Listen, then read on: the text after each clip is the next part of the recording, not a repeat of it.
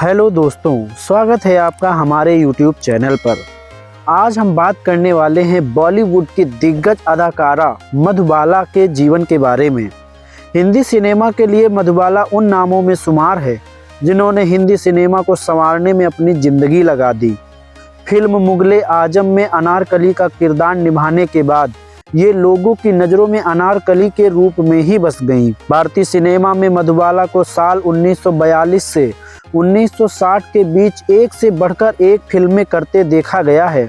मधुबाला को अभिनय के साथ साथ उनकी सुंदरता के लिए भी याद किया जाता है।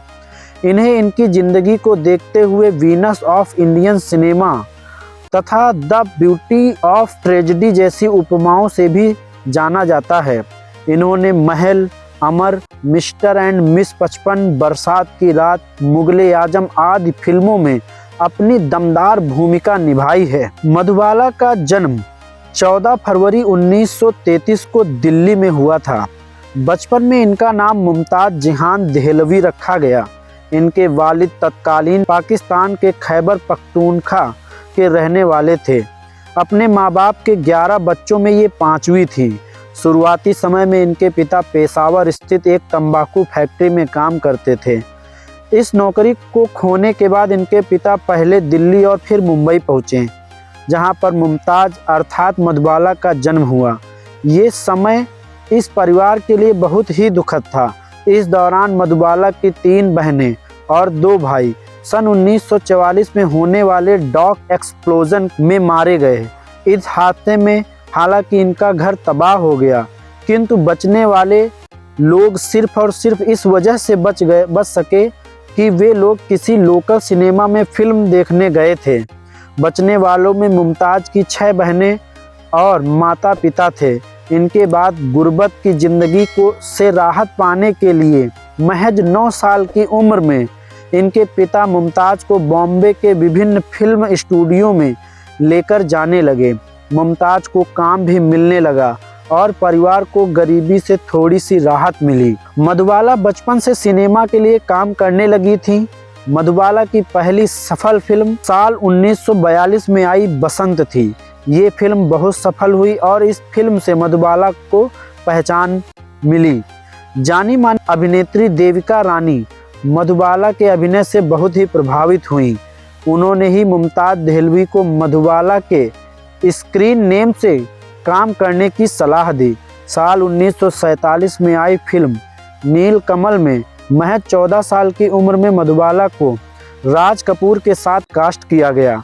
ये फिल्म इनकी मुमताज़ के नाम से आखिरी फिल्म थी। इसके बाद आने वाली सभी फिल्मों में इनका नाम ऑन स्क्रीन मधुबाला रहा। मधुबाला के करियर में स्टारडम की चमक को साल 1949 के दौरान देखा जाता है। ये स्टारडम इन्हें बॉम्बे टॉकीज बैनर तले बनी फिल्म महल के साथ मिला। इस फिल्म के लिए हालांकि पहले मशहूर अभिनेत्री सुरैया को चुना गया था, किंतु स्क्रीन टेस्ट के दौरान फिल्म निर्देशक कमाल अमरोही को मधुबाला इस रोल के लिए अधिक फिट लगी और इन्हें रोल के लिए नियुक्त कर लिया गया। ये फिल्म इस साल भारतीय सिनेमा के बॉक्स ऑफिस पर तीसरी सफल फिल्म थी।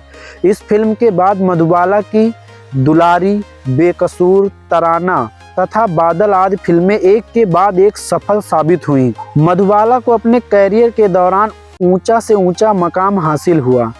ये मकाम इन्हें उस वक्त के सुपर स्टार अभिनेता अभिनेत्री, मशहूर फिल्म निर्देशक के फिल्मों में काम करने की सूरत में हासिल हुई।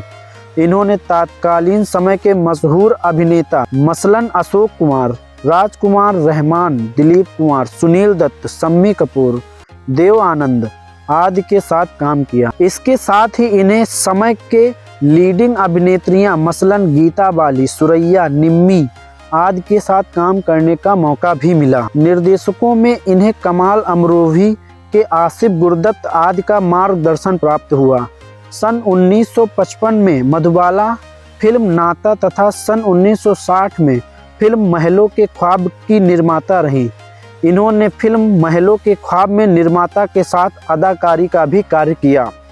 सन 1950 के दौरान आने वाली सभी तरह की फिल्मों में मधुबाला अपने जलवे बिखेरने लगी थी। इसी साल फिल्म आई हंसते आंसू। वह हिंदी फिल्म बनी जिसे पहली बार भारतीय फिल्म बोर्ड द्वारा ए सर्टिफिकेट प्राप्त हुआ। मधुबाला के अभिनय के साथ उनकी सुंदरता भी लोगों को खूब रिझाती थी। साल 1956 में इन्होंने 2 कॉस्ट्यूम ड्रामा जेनर की फिल्म की। ये फिल्में थी सीरी फरहाद तथा राजहथ। इसके बाद इन्हें एक सोशल ड्रामा कल हमारा है में देखा गया। सन 1954 में महबूब खान द्वारा निर्देशित फिल्म अमर में इनके लिए बहुत बड़ी फिल्म साबित हुई। गुरुदत्त की फिल्म हावड़ा ब्रिज को भी नहीं भूला जा सकता है। इस फिल्म में मधुबाला एक एंग्लो इंडियन कार्बेट गायिका की भूमिका में नजर आई थी। इसी फिल्म का गीत आइये मेहरबां आज भी लोगों के बीच बहुत मशहूर है। कुल मिलाकर ये कहा जा सकता है कि मधुबाला ने अपने कैरियर में लगभग सभी तरह की फिल्में की और यही इनके स्टारडम को एक बहुत बड़ी वजह बनी रही। फिल्म मुगले आजम मधुबाला की जिंदगी की सबसे बड़ी फिल्म मानी जाती है। इस फिल्म में इन्होंने अनारकली की यादगार भूमिका निभाई है। इस फिल्म ने मधुबाला को पूरी तरह से अभिनय में ढकने का मौका दिया। अभिनय की दुनिया में आज भी इनके इस अभिनय का उदाहरण दिया जाता है। इस फिल्म में बनने के दौरान मधुबाला का स्वास्थ्य लगातार बिगड़ रहा था। इसका कारण ये भी हो सकता है कि शूटिंग के लिए उन्हें लगातार जंजीरों में लंबे समय तक बांधा रहना पड़ता था और इस दौरान पूरे मेकअप में होना पड़ता था। ऐसा माना जाता है कि शायद इसी वजह से इनकी तबीयत लगातार बिगड़ती गई, किंतु मधुबाला के परिश्रम और लगन की वजह से फिल्म बनने में किसी तरह की रुकावट नहीं आई। साल 1960 में 10 साल की मेहनत के बाद ये फिल्म बनी और मंजरे आम पर आई। ये फिल्म अब तक की सबसे अधिक पैसा कमाने वाली फिल्म साबित हुई।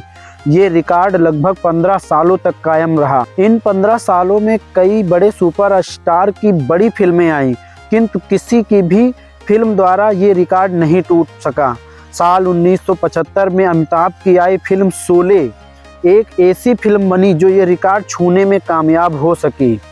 ये दौर मधुबाला की जिंदगी के कैरियर के तौर पर तो सुनहरा दौर जरूर था, किंतु इसी दौरान इनके और दिलीप कुमार के रिश्तों में कड़वाहट आने लगी। दिलीप कुमार और मधुबाला पहली बार सन 1944 में बन रही फिल्म ज्वार भाटा के सेट पर एक दूसरे से मिले थे। इन दोनों के बीच रिश्ते की शुरुआत फिल्म तराना करते हुए हुई थी। ये रिश्ता धीरे धीरे मजबूत हो रहा था और एक समय ऐसा भी आया कि दोनों ने एक साथ ईद भी मनाई, किंतु मधुबाला के पिता को ये रिश्ता मंजूर नहीं था। उन्होंने मधुबाला को दिलीप कुमार से शादी करने से मना कर दिया। मधुबाला अपने पिता के प्रति बहुत आज्ञाकारी थी और आखिर में ये रिश्ता परवान नहीं चढ़ सका। कालांतर में मधुबाला की शादी किशोर कुमार से हुई।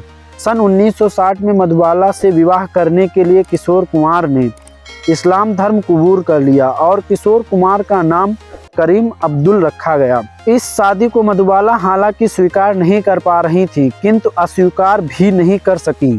साथ ही इसी समय मधुबाला को एक भयानक रोग से जकड़ लिया गया। किशोर कुमार इस बात को जानते थे, किंतु किसी को भी इस बीमारी की गहराई का अंदाजा नहीं था।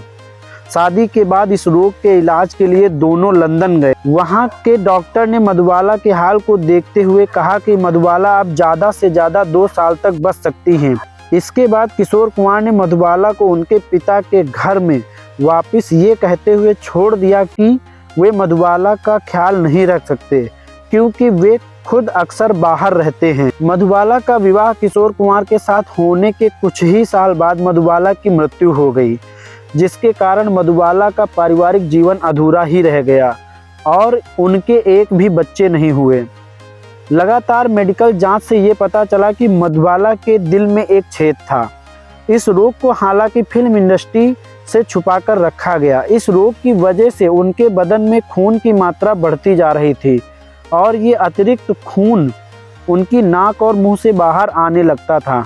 डॉक्टर भी इस रोग के आगे हार गए और ये भी कहा कि यदि इसका ऑपरेशन भी किया गया तो ये 1 साल से अधिक समय तक जिंदा नहीं रह पाएंगी। इस दौरान इन्हें अभिनय करना छोड़ना पड़ेगा। इसके बाद उन्होंने निर्देशन का रास्ता अपनाया। साल 1969 में इन्होंने फर्ज और इश्क नाम की फिल्म का निर्देशन करना चाहा, किंतु ये फिल्म बन नहीं पाई और इसी वर्ष 23 फरवरी 1969 को अपना 36वां जन्मदिन मना लेने के 9 दिन बाद ही इनकी मृत्यु हो गई।